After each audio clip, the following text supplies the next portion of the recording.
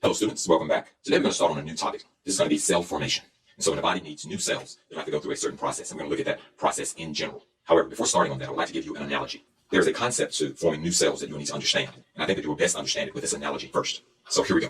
You have a remote village, and in this village, there are some individuals who become infected with an organism. However, in order to be treated, they'll need a special physician to come to their aid. However, there are a few obstacles that will need to be overcome. The first being, there's a thick jungle through which the physician must traverse in order to get to the villagers. Secondly, there's a treacherous river that has to be crossed by the physician. Thirdly, there's a vast desert that has to be crossed by the physician. In order for the physician to reach the villagers, he will need aid by some others and some specialized equipment. And so you're going to need a few elements here in order to accomplish the task of saving the villagers. Represented here is the physician. The physician will have to overcome all of these obstacles in order to get to the villagers. He will need a guide and an all-terrain vehicle, or an ATV, to navigate the jungle. So let's show those here. The guide, the ATV, and the physician to travel on the river, they'll need a boat and a boat pilot. And in order for the boat pilot, the guide, the ATV, and the physician, in order for all of them to cross the desert, they'll need a specialized vehicle for carrying all this equipment and a special driver.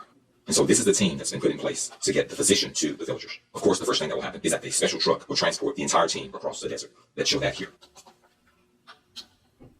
Now the physician needs to travel down the river. We could try to find a way to get the boat, the truck, the ATV, and the entire team to travel on the river. But if you lose the truck and the truck driver, that will make the rest of the team more efficient for crossing the river. And so here, by losing some functionality, we've made the team more efficient. So that's what's going to happen next. The boat team is going to travel down the river. And so we've overcome our second hurdle, which is the river. Now the physician still needs to traverse the jungle to make it to the village. We could try to take the boat driver, or the boat pilot, the ATV, the guide, and the physician through the jungle. Two people carry the boat and one person could drive the ATV, but that would not be very efficient. This team would be more efficient if we lose some functionality, and the loss of that functionality will make the remaining group more efficient. And so that's what we're going to do here.